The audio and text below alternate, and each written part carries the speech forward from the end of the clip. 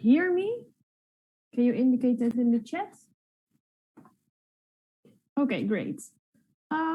I see that there are still some students joining, so let's wait a few more seconds and then we will start with this tutorial.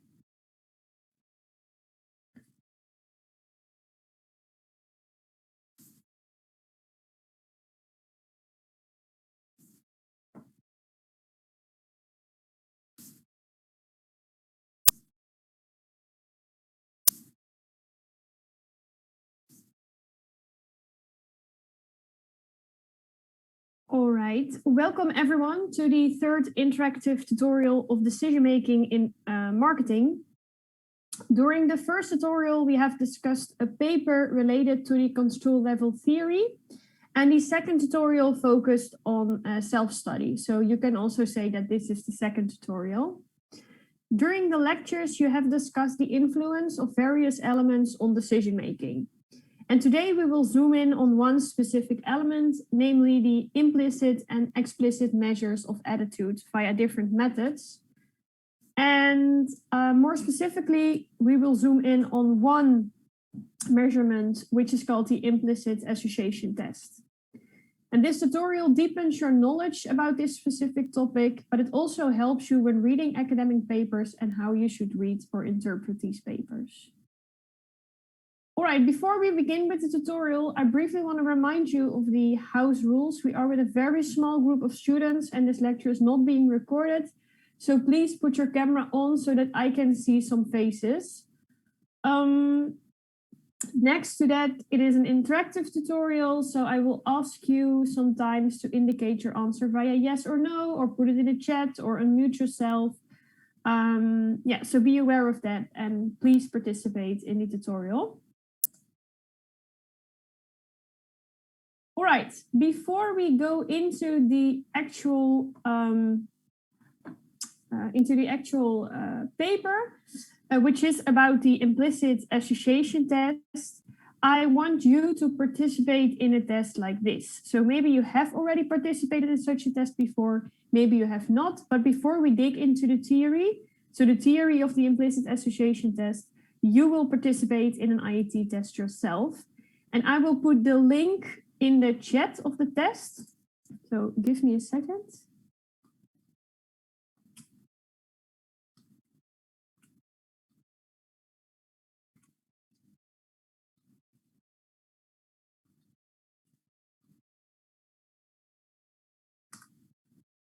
I will also open it to show you what you get.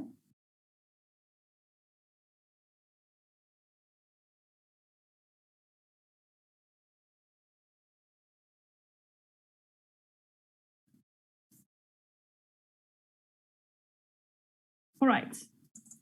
So if you open the link that I put in the chat, you will see this. You don't have to fill in your email address, but instead continue as a guest. So first you select your language of preference. Now let's say English. Then you click on Go. You click on I wish to proceed. And then you can select a topic on which you want to complete the IAT. Keep your results on the screen so that we can discuss them, so that we can check them. So first, don't fill in your email address, but instead of that, continue as a guest by choosing a language. Click on I wish to proceed, and after that, click on one of the topics of your choice, which will be the topic that you will complete the IAT on. And keep your results on the screen. This will take about 10 minutes to complete. Of course, you have to select the topic, etc. So I will get back to you at 11. See how far you are, whether you are finished or not. Maybe you need a few more minutes, then we take the time for that. But please fill in the IAT. I think it's really nice to do as well. If you have any problems with getting started, let me know in the chat so I can help you. If not, then I assume that you're doing fine and that you're actually performing the IAT.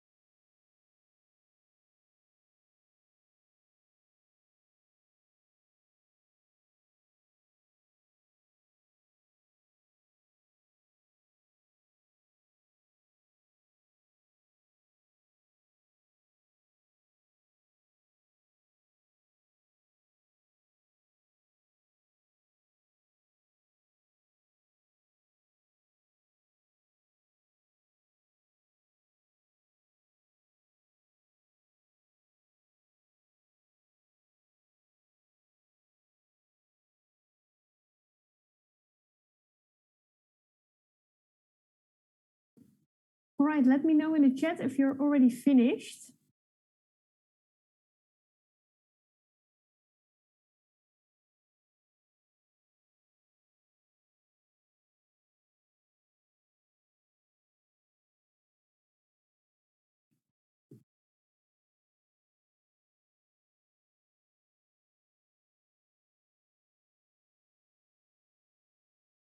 I will give you a few more minutes. In the meantime, I will start a poll in which you can let me know which test you did.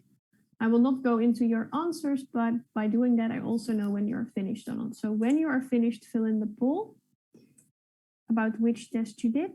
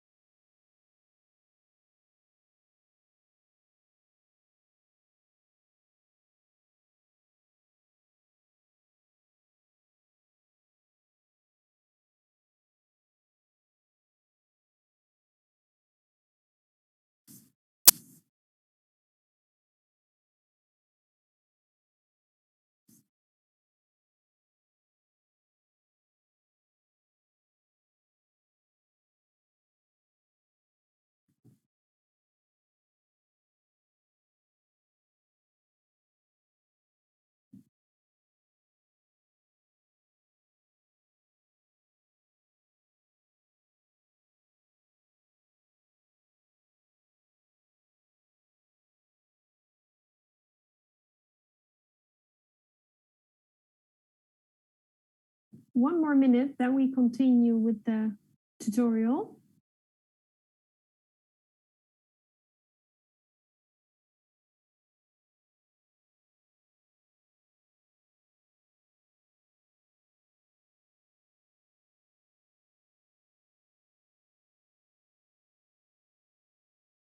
All right. It's nice to see that you've all done quite different IATs. So yeah, how was it to do it? Did you like to perform an IAT yourself? Did it give you a better idea of what the paper is about? At least the method section? Can you indicate it in the chat that you like doing it? And is the paper more clear now in terms of how an IAT works? I see yes, so it's nice to see. So you don't have to go in depth in your answers. It's all private, of course, but were the answers of the implicit and explicit association test the same, or were they very different? So first you performed an IAT, or first you performed the explicit association test.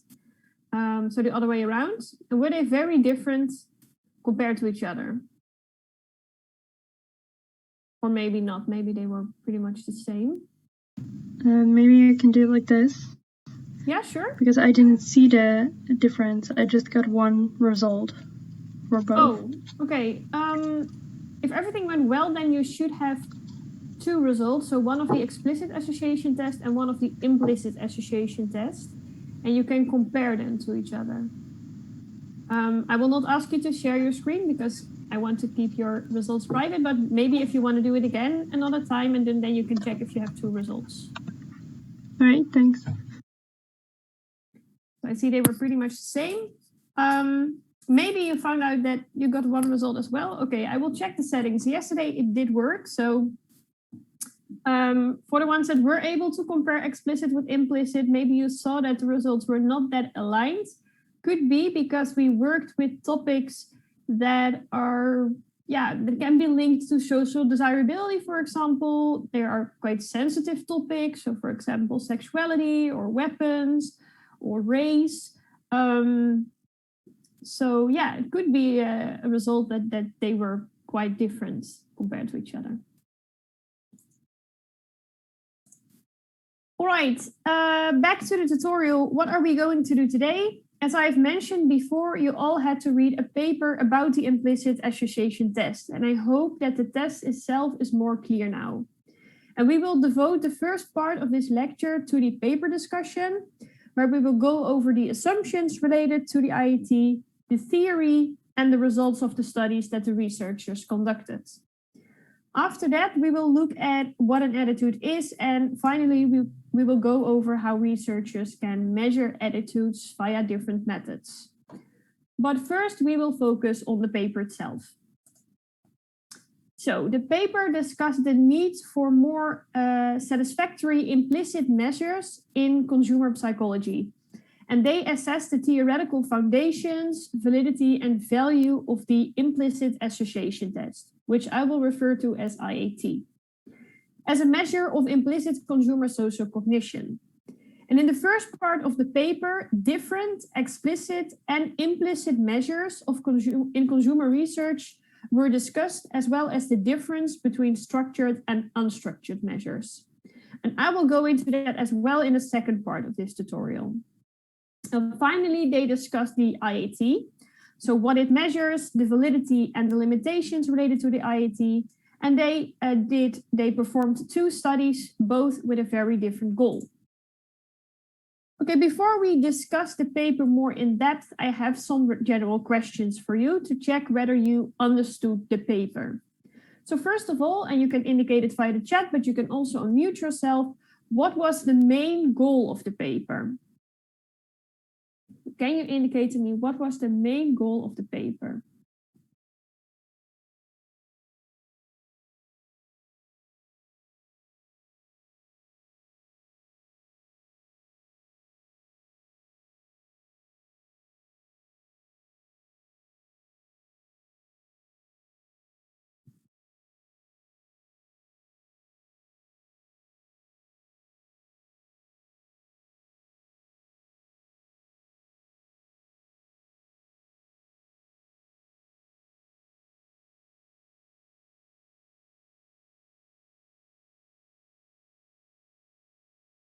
I cannot see if someone is typing.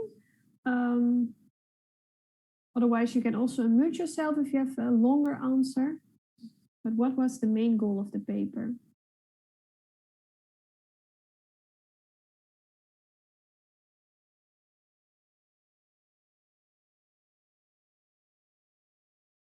Yeah, show the need for more implicit measures in consumer psychology. Indeed, I agree with that. So they tried to create indeed an implicit measurement for in terms of measuring attitude with higher validity and reliability. Examine the IAT validity and limitation and explain how it can be used in consumer behavior. Yeah, definitely. And showing that IAT provides a more needed implicit measure. Yeah, so it was all about creating and validating an implicit measurement instrument, and in this case, that was the IAT, in order to measure attitudes. So they needed indeed an implicit measurement, but they mentioned that a lot of the times researchers use explicit measurements. What are the assumptions related to these self-reported attitudes? So what are the assumptions they make related to these self-reported attitude measurements, related to these explicit measurements? Do you remember?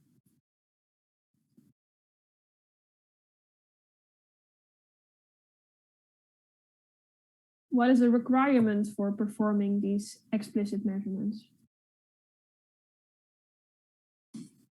I think one of the assumptions is that people were aware of their attitudes, beliefs, and values that guided their behavior, and that they would be willing to reveal them if asked appropriately. Yeah, definitely. Definitely. Thank you. So you mentioned the last 2. No, maybe you even mentioned them all. So they have formed an attitude or are able to form one on the spot. They are aware of the attitude that guides their behavior, and they are willing to reveal them if asked properly. So those are the assumptions that you need that you have in terms of the explicit measurements. And during or in the paper, they already discussed that these assumptions do not always. Oh, I'm going too fast. That these do not always hold. So why would it be that this assumption does not hold? What could be a situation in which it does not hold?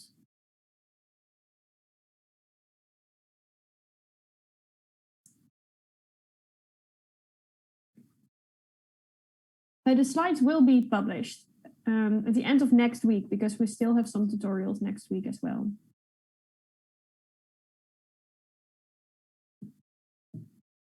So why would these assumptions not hold?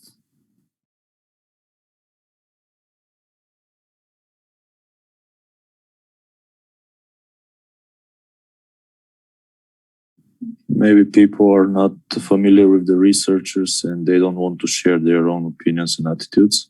Yeah, it could be the case. So it could be indeed that they are reluctant to share their attitude, maybe due to the fact that it is a sensitive topic. Could also be the fact that they are not aware of their own attitudes or opinions. So they share something, but that is not the truth, or it's a false attitude. Or they don't want to share it, so they are reluctant to share it. And the implicit association theory resolves these assumptions. Not the first one, so you of course need to have formed an attitude, or you're able to form one on the spot. But the second and the third one they don't have to be there in terms of the IAT. So via the IAT, researchers can measure attitudes that people are unaware of or that people are unwilling to reveal.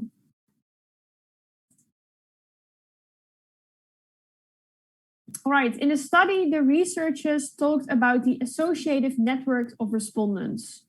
But what is an associative network? An associative network is a way to store information. Associative networks are models that incorporate long-known principles of associations to present key features of human memory. So, differently stated, an associative network is a chain of associations between related, or at least related for the respondent, concepts. So, for example, when two things, let's say bacon and egg, are thought about simultaneously, or they can be linked in a way, and then they may become linked in memory as well.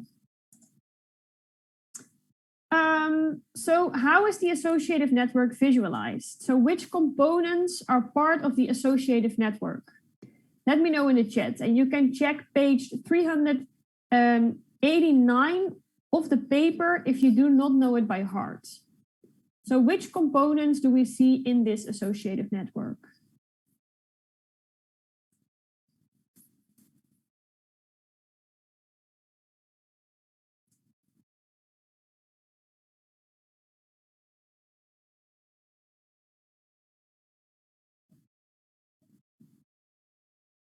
Sorry, could you remind the page? 389, I think. There you can see an image of an associative network. Thank you. Maybe it's 390.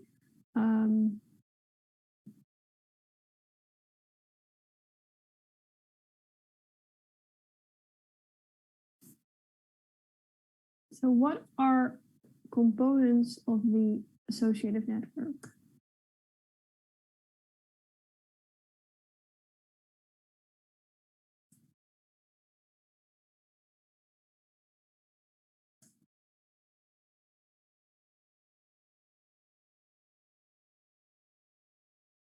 I will already give you one. So often we see ourselves in the center.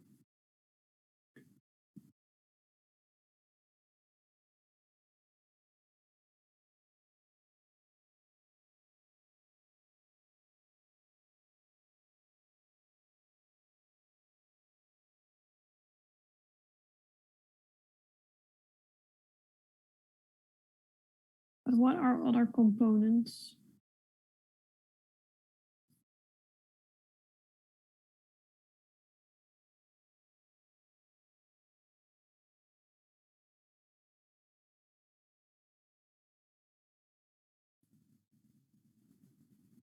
Yeah, so I see, can it be Microsoft Windows Work?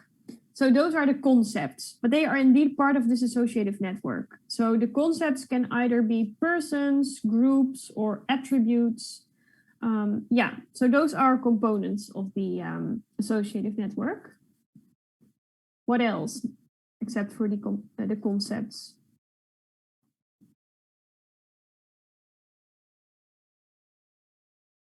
Yeah, negative and positive attribute concept. So the valence, which is included by a plus for positive or a minus for the negative dimension.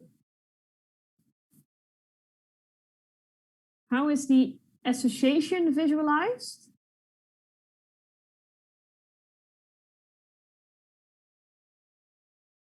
So the link between two or more concepts.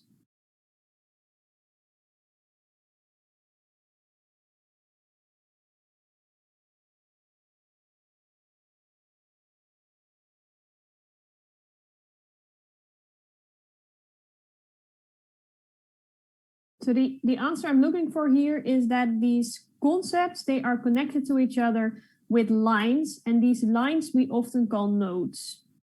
And the thickness of the lines says something about the strength of the association. So the thicker the line, the stronger the association. So to summarize, a people or a person's social knowledge structure can be represented by an associative network, which consists of concepts and nodes. So for example, attributes or persons and the lines as sets of associations. In a typical knowledge structure, the concept of self is at the center and it is connected to the other concepts.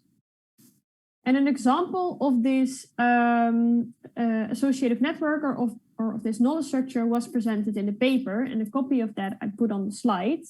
So here you can see again that the consumer is at the center of the structure, and the general concepts, so we see persons, we see brands, we see attributes, and the positive negative valence concepts are included. And then the nodes, so the lines show the strength of the associations as well as whether it is an association that is positive, which is on the right side of the me, or negative, which is on the left side of the me. So that is how you can interpret this image. And as a result of this interpretation, we can already conclude some things. So let's look at it together. So in terms of the first question, does this consumer have a positive or a negative attitude towards Apple? And what about Microsoft? So what can you tell me about that?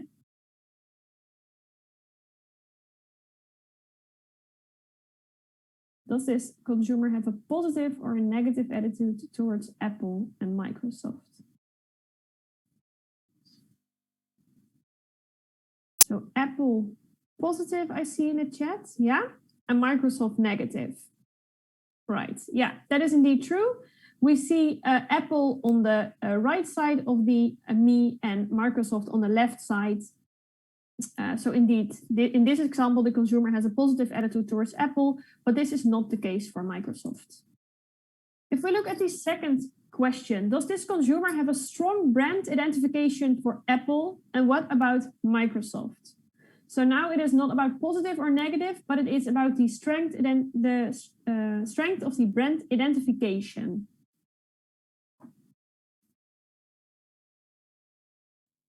I think for Apple it's strong, but for Microsoft it's not. And why is it not for Microsoft?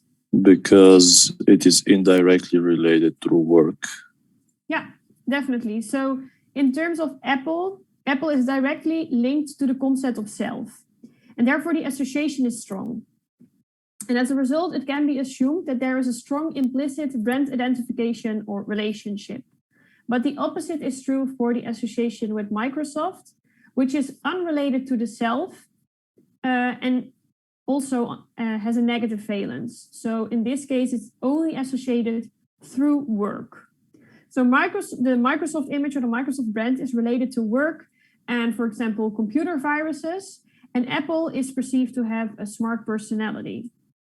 And from a product management perspective, a consumer knowledge structure can capture implicit product perceptions and categorizations. So it can also reflect associations between a consumer, a product, and a peer group. And the figure shows that this consumer has a strong connection between, for example, Apple and her friends. Then my final question, if we look at the ad for Apple, is this ad perceived positive, or does this ad work for Apple in terms of this consumer? So does the ad for Apple work for this consumer?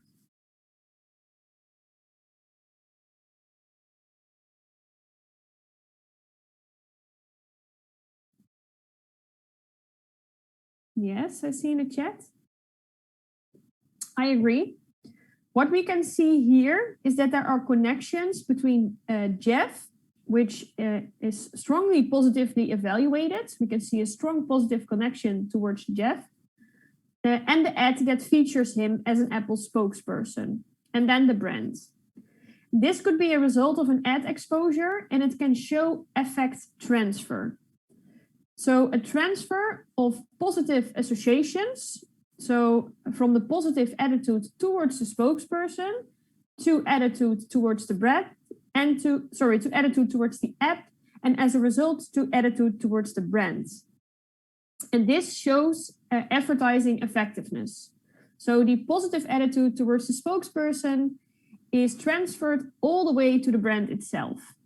So does the ad for Apple work for this consumer? Yes, it's enhancing these positive evaluations or this positive attitude. All right, the implicit association test measures the relative association strength between concepts. If the association strengths are ones to which the person does not have access, they are called unconscious associations. It is also possible that the person has access to them, but prefers not to report them. So differently stated, conscious association strength that people do not wish to make public. My question to you, how is this association strength operationalized? So differently stated, how do they measure association strength? And think about the IAT you performed yourself at the beginning of this tutorial. So how do they measure association strength?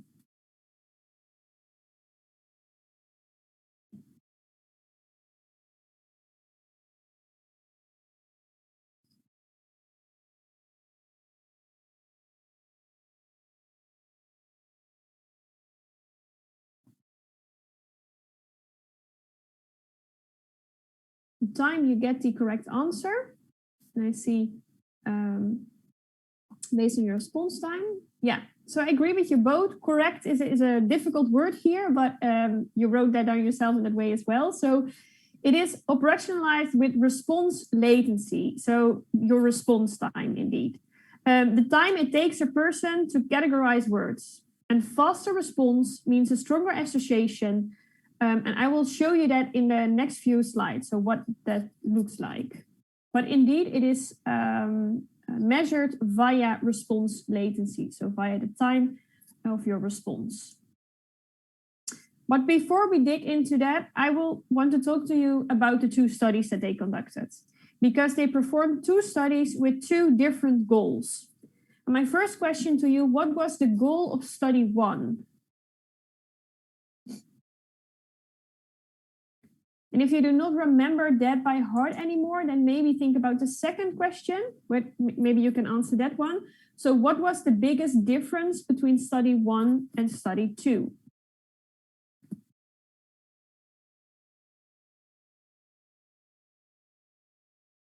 So what was the goal of study one, and what was the biggest difference between study one and study two?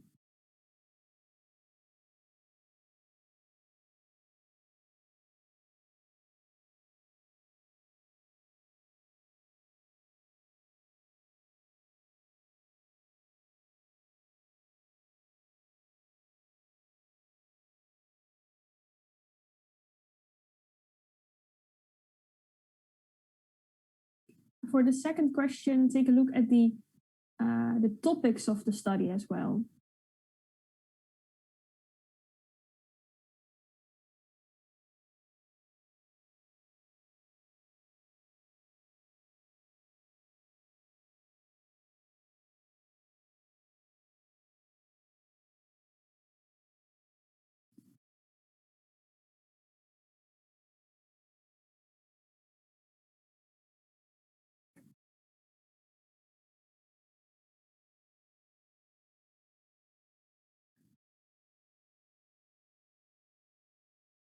study 1, the IAT sensitivity to explicit individual differences in brand attitudes. All right, and if we look at the topic, so for question 2, what was the biggest difference in terms of the topics and as a result in terms of study 1 and study 2?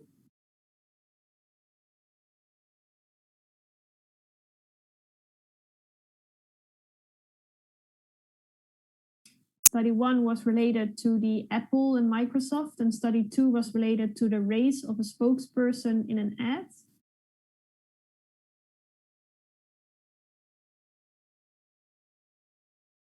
Yeah, so in study 2, we included skin color. If you think about brand attitudes versus, yeah, I see it in chat now, which is a sensitive topic.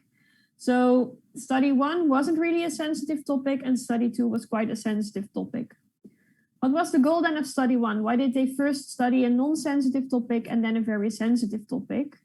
The goal of study 1 was to test the validity and usefulness of the IAT as a measure of brand attitudes, when there was no reason to hide the true opinion. So for study 1, there should be no difference between the implicit and the explicit measurements.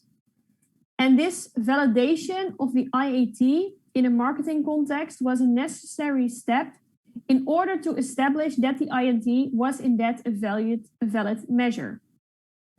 So they compared two brands, Mac and Microsoft, and the study showed that the IAT-based measures of brand attitudes are correlated with the explicit measures when consumers have access to them and are willing to share them.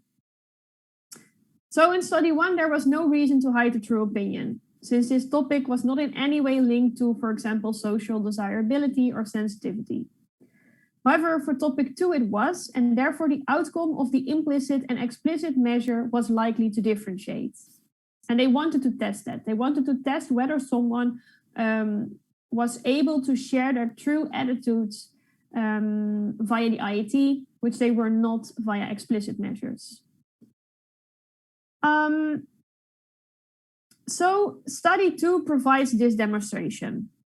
It showed that the IAT can uncover consumers' attitudes that traditional measures do not detect. So, for example, when a topic can be linked to social desirability. And by doing so, it demonstrates that explicit measures can lead to false conclusions if implicit measures are not considered. So that is the difference between study 2 and study 1. And that is why they first had to do study 1 in order to do study 2 and to base some conclusions on that study. All right, so in the first half of the study, and this is in terms of study 1, participants completed a survey with with questions related to demographics, related to the explicit measures of Mac versus PC, computer ownership, usage frequency, etc. And in the second half of the study, participants completed 2 IATs. One IAT, which consisted of the stimulus sequence shown on this slide, measured implicit attitudes by using stimuli representing Mac and PC, and by using pleasant and unpleasant words. The second IAT measured implicit brand relationships by pairing the Mac and the PC related stimuli with words like self and other. So instead of pleasantness related words, they used words related to the concept of self and related to the concept of others. So if we look at the method of study 1, which is visually shown on this slide, my question to you is, what are the most important steps in study 1 in order to find out the attitudes? So I will start a poll again, it's multiple choice. So what are the most important blocks or steps in study 1?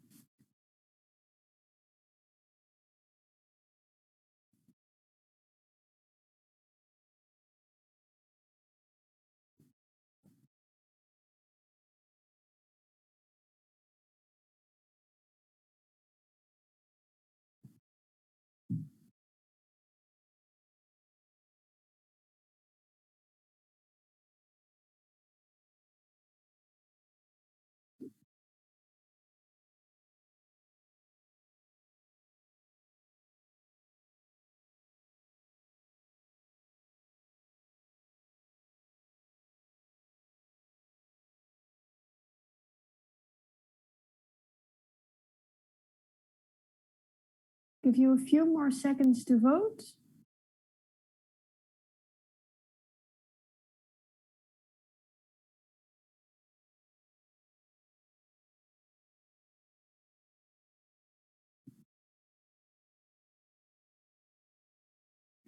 All right, I will end the poll and I will show you the results.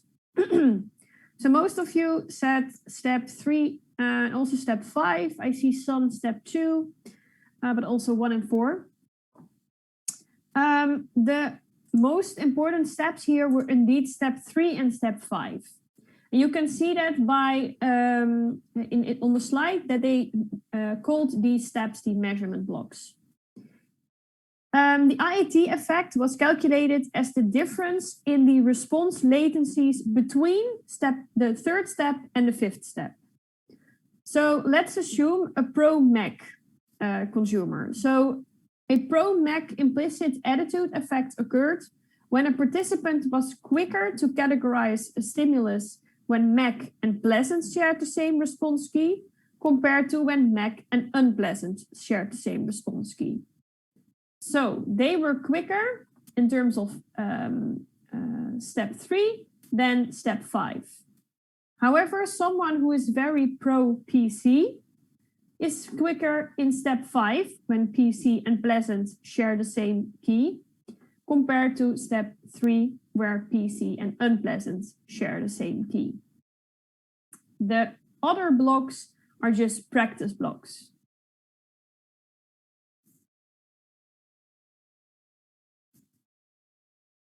So what do the results of study 1 show in terms of the correlation between implicit and explicit attitudes? They showed a strong correlation. I already mentioned that, but take a look at graph 1. So participants who reported more favorable attitudes, greater ownership or usage frequencies for a brand, so let's say Mac, had significantly faster response latencies when the brand was paired with pleasant versus unpleasant. So when Mac was combined with pleasant, for the pro Mac people, the response latency was way faster than when Mac was combined with unpleasant words. So when PC was combined with pleasant words.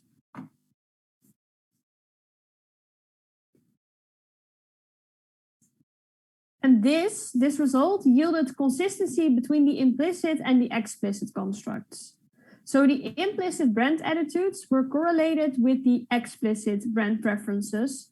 And further, a comparison of implicit attitudes effect for PC versus Mac loyalists yielded stronger IAT effect for the Mac group. So we can see a bigger difference here compared to the PC group. Now let's take a look at graph 2, because graph 1 was related to the attitude towards Mac versus PC. Graph 2 was related to the brand relationship. Here, participants who reported more favorable attitudes towards Mac had significantly faster response when Mac and self were combined, as opposed to when Mac and other were combined. For PC loyalists, this was not significant, which you can see here. So the difference between Mac and self and PC and self was not different for pro PC attitude, but it was for Mac attitude. And this indicates a stronger brand relationship for pro Mac consumers, but not a strong brand relationship for pro PC consumers. And the strong Mac brand relationship might, for example, stem from the resistance and loyalty that Mac users have developed over the years. So when we think about Mac users, and I am one myself as well, I have a Mac computer, but I also have an iPhone, I also have an iPad. So maybe you can say that Mac consumers feel more part of this Mac community compared to Microsoft PC consumers. At least that is what these results show us. Here we see the results of study 2, where the researchers investigated the topic of race of advertising spokespeople. And in study 2, they focused on attitudes towards the ad. And they showed that the IAT can detect negative racially biases attitudes, which the explicit measure could not. So for this study they developed 32 ads, and the ad either consisted of a black or a white spokesperson. The sports were varied, whether it was a male or female was varied. The brand itself was varied. But they looked at the white athlete versus black athlete. So what do the results show us here? They show that there was no correlation between the explicit and the implicit measure. So when we look at the explicit measure, there was no significant difference between attitude towards the ad with white spokespeople versus attitude towards the ad with black spokespeople. This suggests that at the explicit level, participants do not have racial preferences. However, if we look at the results of the implicit measure of attitude towards the ad, this actually revealed a strong preference for ads containing white spokespersons. So here we can see that in terms of a sensitive topic, the explicit and implicit measures do not always correlate.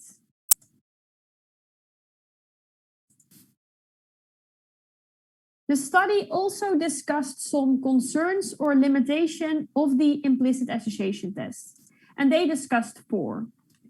The first one is that people have to be cognitively able to perform the task. So the difficulty of the classification task, rather than the underlying attitude, might change the IAT findings in some situations. So maybe you noticed this yourself during performing the IAT, that you made some errors, which was not due to your attitude, but simply due to the fact that you maybe did not understood immediately what you had to do. The second one is related to the fact that it only measures relative attitudes.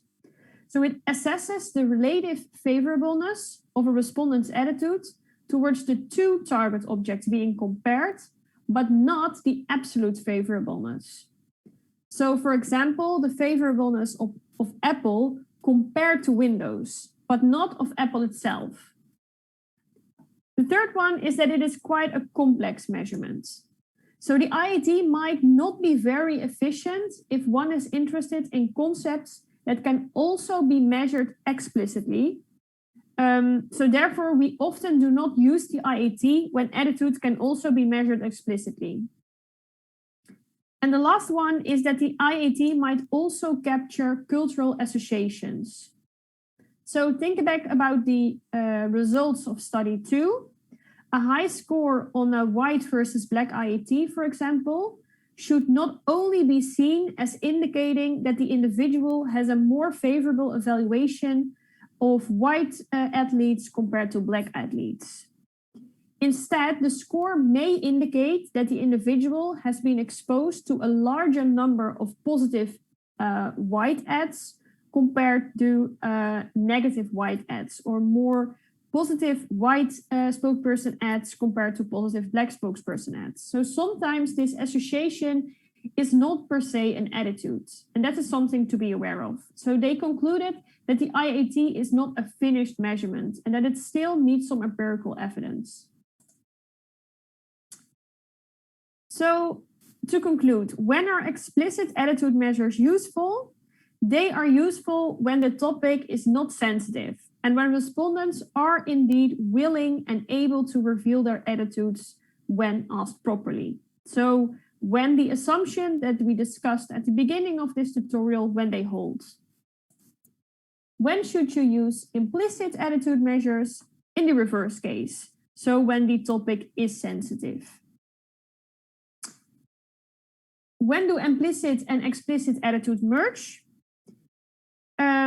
Explicit measures and IAT measures of attitude and other marketing construct merge when consumers are willing to report their feelings and belief.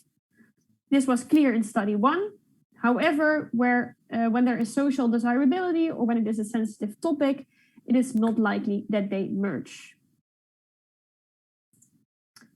All right, let's have a little break. Let's say 10 minutes. So we see each other back at 11:50, and then we continue with the second part of this tutorial, which consists of how we can measure attitudes and attitude, what an attitude is. So we see each other back in 11 minutes at 11:50.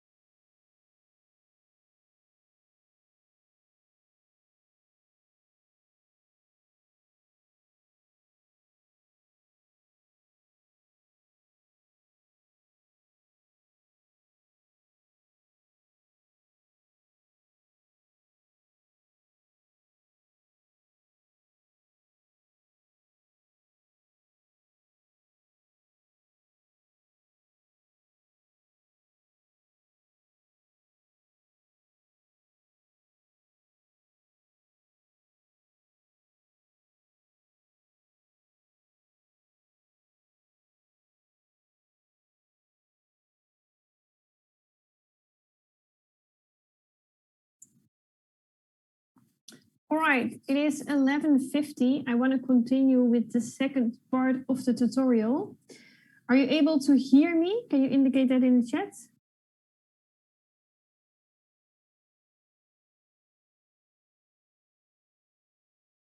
Are you able to hear me?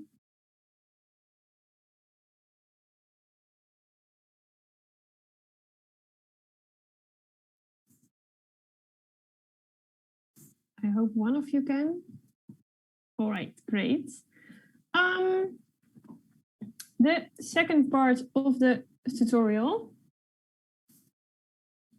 So in the first part of the tutorial, we have discussed the paper, and in this part of the tutorial, we will look at what an attitude is and why it is important to measure attitudes.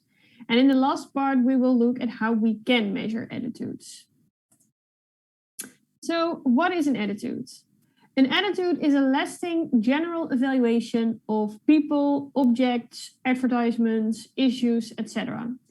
And most attitudes are the result of either direct experience. So, for example, going to a restaurant, really enjoying the food and the night in general, and as a result, having a positive attitude towards that restaurant, or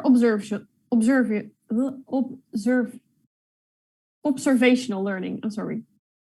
And this is an attitude as a result of what your parents, for example, told you when you were younger, or as a result of something that you saw from the environment.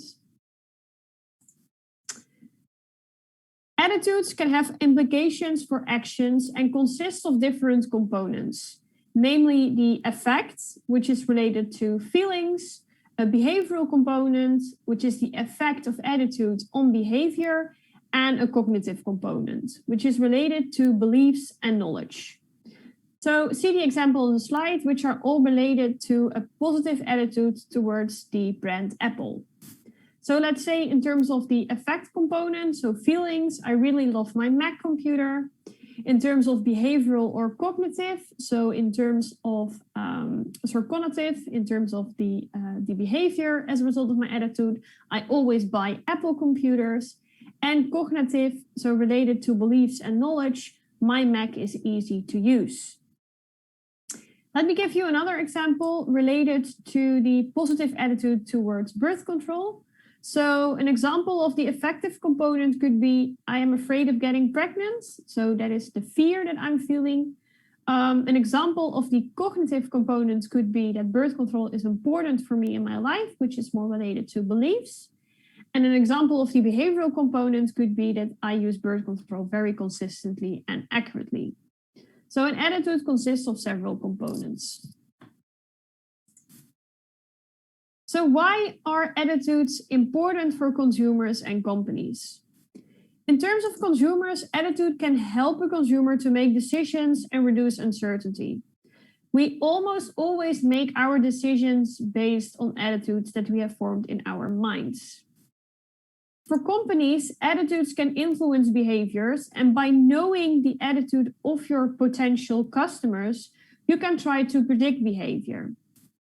However, it is not always consistent, so attitudes are not always the best predictor of behavior.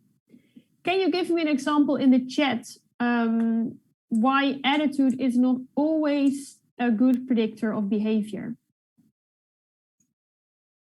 So in what situation can there be a difference between my attitude towards something and my behavior?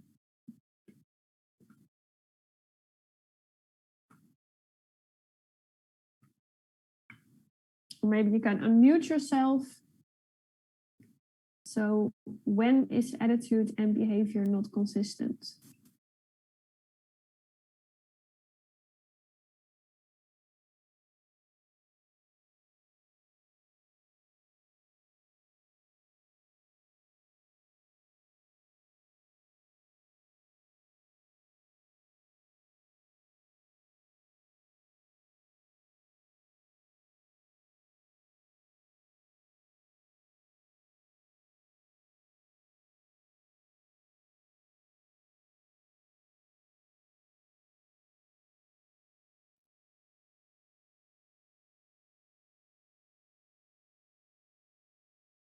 Yeah, can be in terms of social desirability.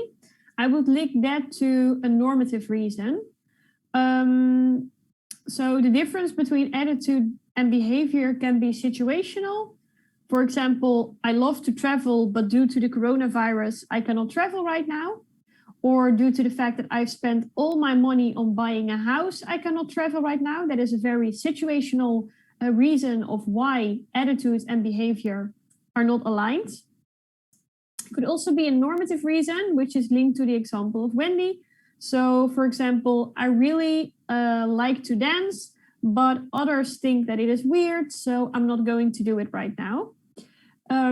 And then, of course, your personality is also strongly linked to whether you are, for example, very receptive to this normative reason or to the situational reason.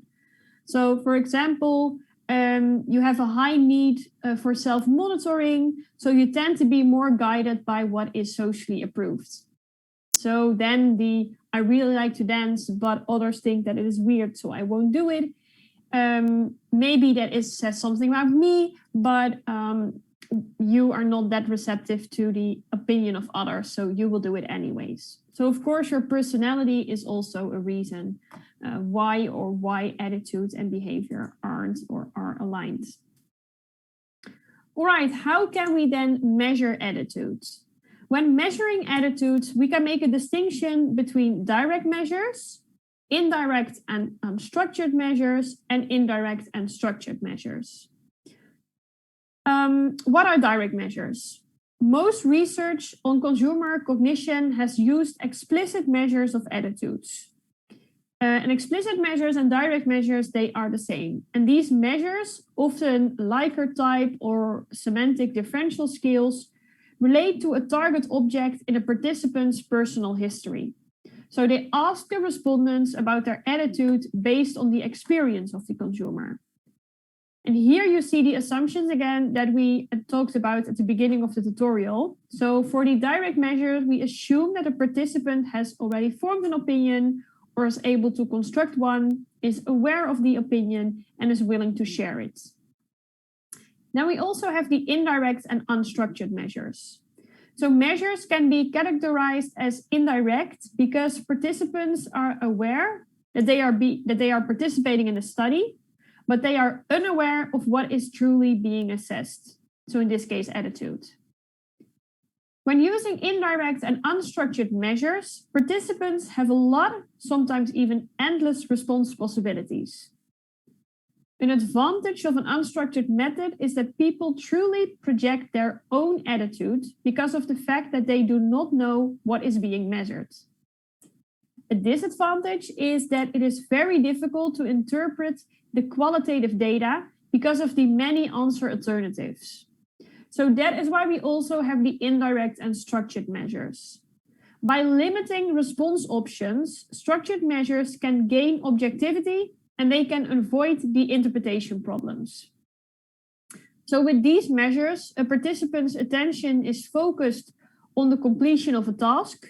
So for example, grouping pictures or words together with defined or undefined success criteria, while simultaneously getting information from the respondents about the attitudes towards an object. So if you look at these three approaches, into which category does the IAT fall? This is a typical example of an exam question that we could ask you. So if you look at the three approaches, into which category would the IAT fall?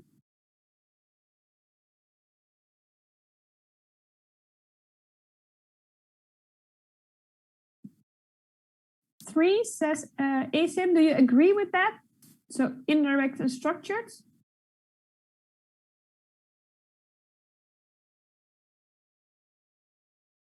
Yeah, I agree with that as well. So in this case, the respondent knows that he is being observed or participating in a study, but not per se that it is about attitude. Well, we do when we did the IAT because we talk about it, but normally they do not. However, we don't have endless answer possibilities.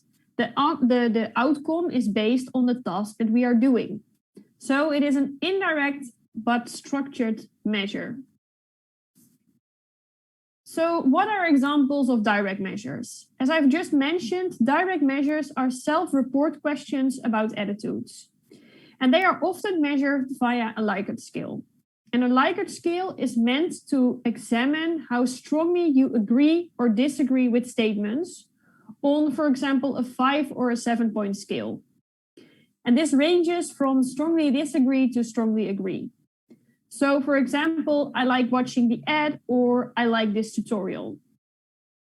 Another way to measure attitudes via direct measures is via the semantic differential. A semantic differential is where several bipolar attributes are at the extremes of the scale. So, for example, bad versus good, unattractive versus attractive, etc. And when you perform a semantic differential, respondents are asked to indicate their attitudes on what we call a semantic space. So, for example, 5 or 7-point scale, same as with the Likert scale. So an example of that would be, I think that this tutorial is ... and then you indicate a bad, good, or somewhere in between that. Examples of indirect and unstructured measures are the projective measures and the sentence or word completion tests. Projective measures are unstructured measures that ask participants to react to an ambiguous stimulus. And examples of projective measures are ink blot test, which I will show you on the next slide, and the thematic apperception test, which I will show you on the slide after that. Sentence or word completion and word association tests are also used frequently. They are a little bit more structured than projective techniques because the stimulus is less ambiguous and the response options are a little bit more focused. And I will also show you an example of that. So this is an example of the ink blot test. The ink blot test is a test in which subject perceptions of ink blots are recorded and then analyzed. Some psychologists use this test to examine a person's personality and emotional functioning.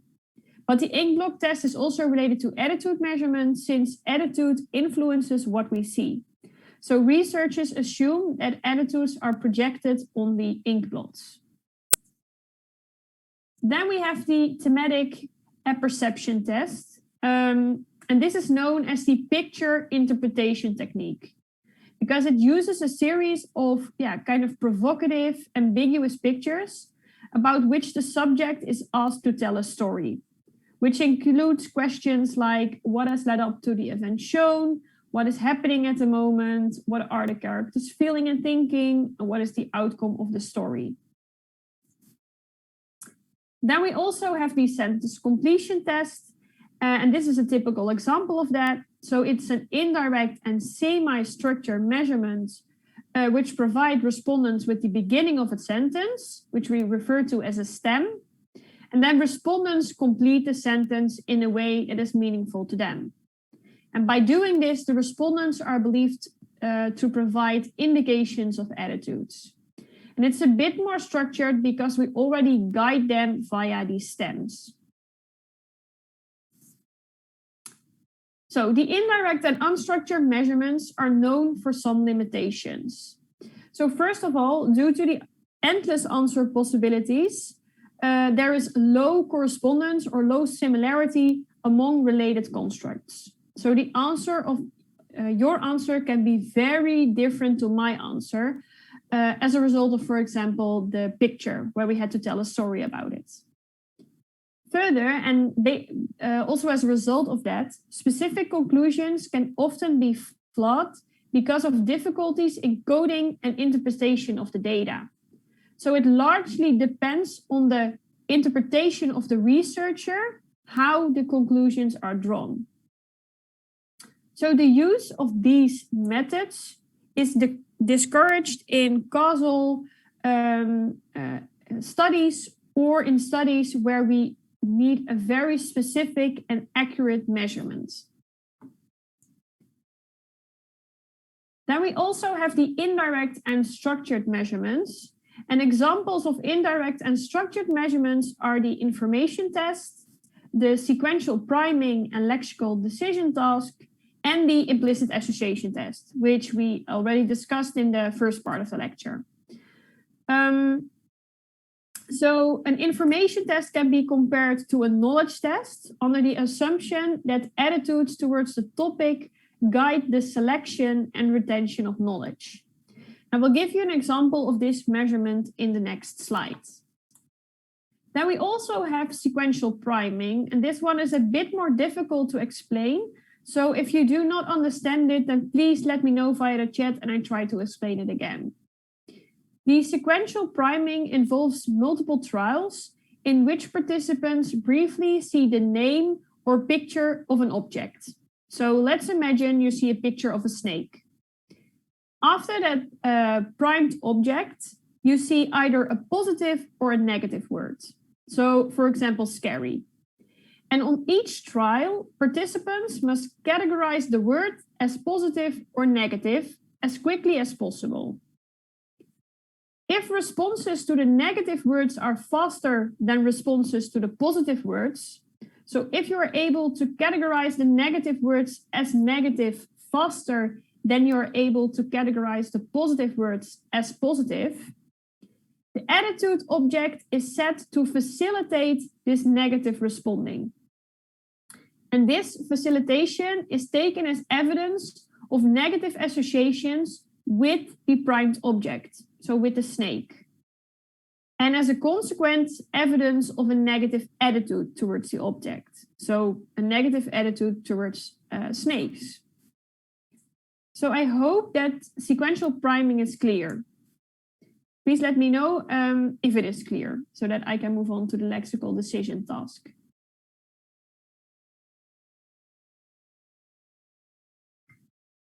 So is it clear what sequential priming is about? All right. Thank you. If you have more questions about it, please let me know. The lexical decision task, during that task, subjects are presented either visually or auditory with a mixture of words and anagrams. And their task is to indicate, usually with a button press, whether the presented stimulus is a word or not. And it is related to sequential priming, and I will show you that on the next slide because I will give you an example of it. Which is based on words, sequential priming or implicit association. What do you mean with your question? Can you maybe unmute yourself? Yeah, I mean, based on word identification, which is based the sequential priming or the implicit association task? In terms of the lexical decision task, or what do you mean? Yeah, in terms of lexical decision task. So lexical decision task is related to sequential priming because before you are trying to identify the words, you will see a prime as well. So it's a variation of sequential priming. Okay. Is that an answer to your question? Yes. Okay. Thank you. I will show you the next slide an example, so then maybe it is more clear. First, let's take a look at the information test via an example. So in a study by Hammond, they conducted the information test related to questions on the labor market in Russia. And an approach to attitude measurement was attempted by considering an attribute as a source of energy. And here items were presented with alternative choices. So the answer to the question was 1 or 2. But both of these choices were incorrect. And they were incorrect at equal distances from the truth. So for example, for the example on the slide, the true answer was 47. So in this case, the subject was forced into error. And this method is called the error choice technique. The answer that respondents give to you with this method tells you something about their attitudes. So for example, when I have a negative attitude towards the label market in Russia, I will likely think that the correct choice option is 1. When I have a positive attitude towards the labor market in Russia, I will likely indicate answer choice 2 as the right answer. But they are both incorrect, so that is important to understand. So it's an error choice technique. We are forcing them into error. They do not know that, but we are forcing them into error in order to identify the attitude. All right, here you see a picture of the brand Levi's, and I will give you a few seconds to think about the brand. After that, I will show you 2 anagrams, which when ordered differently, they make a word. Try to identify the word as quickly as possible and put the answer in the chat. But first, I will give you, let's say, 10 seconds to think about the Levi's brand. Think about certain words that come up. When I say go, I will move on to the next slide and I will show you the anagram.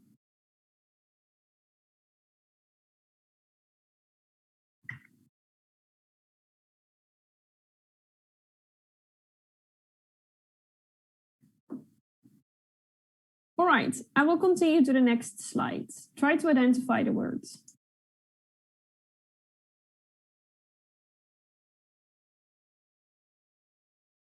And put it in the chat as soon as you found it. Average, no. Almost. Beverage, great. So that took just in about 15 seconds. Another one.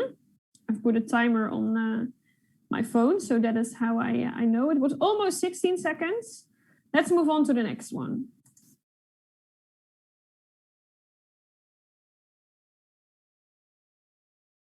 Right, this took ASM only 5 seconds. And indeed, so the first word was beverage, the second word was fashion. And the first word took us 15, almost 16 seconds. The second word took only 5, almost 6 seconds. And this, I just performed a lexical decision task on you. And you actually confirmed the hypothesis of this task.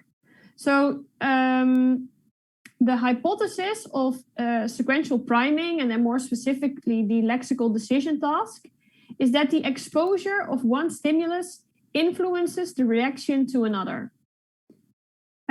So here you first saw a stimulus. In your case, you saw the Levi's logo, which influenced how fast you were able to identify the 2 words. And according to the lexical decision task, respondents are better in finding the anagram for related words. So you are faster to recognize the word fashion than the word beverage, because you just saw the Levi's logo and that is closely related to the word fashion. How is this related to attitude? Well, under certain conditions, respondents are faster under trials for which the participants' evaluations of the prime attitude were congruent with the connotations of the targets that were on trial. So, for example, assume that the prime object is a cockroach. So you would see a picture of a cockroach, which is evaluated negatively by you. You think that it is a nasty insect. The presentation of cockroach as the prime appears to automatically activate this negative evaluation. If the target adjective that is subsequently presented is also negative, so let's say the anagram makes the word disgusting, you are quicker or better able to identify that word compared to a word as, for example, appealing. And by checking which word was identified the fastest, I can automatically identify your attitude. Because if you indeed think that a cockroach is disgusting, which is a negative evaluation, you are faster because that is congruent. Just like Levi's and fashion were congruent.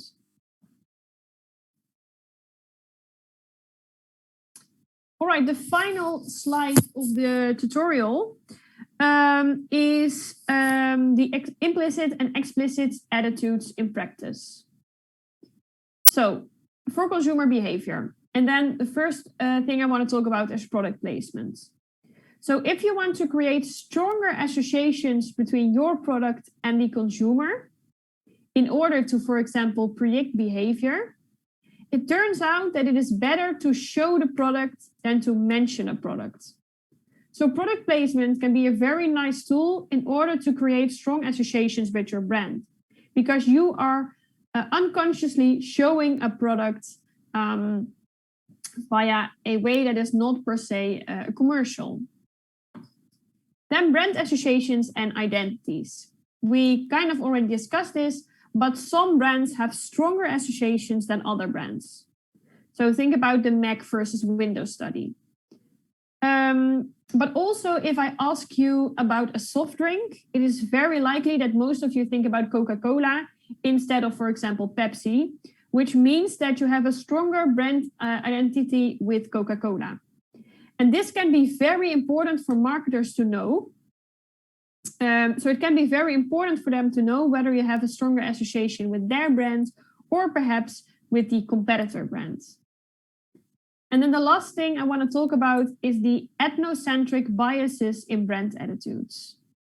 It is important for a marketing manager to understand that even though implicit association tests show something, consumers can still do something else. And an example of why is as a result of ethnocentric bias. Consumers with low ethnocentricity levels perceive Voorheen products as more favorably than high ethnocentricity counterparts. And they might not even be aware of it. And ethnocentricity means that you think that your own culture or the culture that you identify with is the superior one. So if you are very ethnocentric, you likely are more favorable towards products of your own culture or of your own country. And there was a study that examined that although Polish people are more often go to McDonald's and they like McDonald's better on an explicit level, the IAT shows the preferences for domestic change. And this was due to the ethnocentric bias. So it's also interesting to know as a marketer that as a result of ethnocentric biases, implicit and explicit measures can differ. All right, a summary of what we talked about today. IAT as a structured measure of implicit attitudes. So it is an indirect structured measure of attitudes. We have discussed various measures, both direct or explicit and indirect and implicit. When is there a converge of implicit and explicit attitudes? When the topic is not linked to social desirability or when it's not a sensitive topic, they can converge. But when the topic is highly sensitive or when it's very much linked to social desirability, there could be a big difference between implicit and explicit attitudes. But both attitudes give valuable information to consumer and companies. So also the fact that they differ might be information on itself. So as a marketing manager, you should always be aware of this. So it is nice to measure both, so implicit and explicit.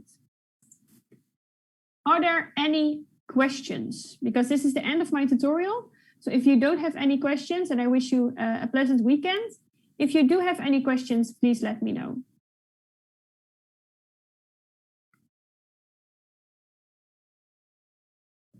Thank you.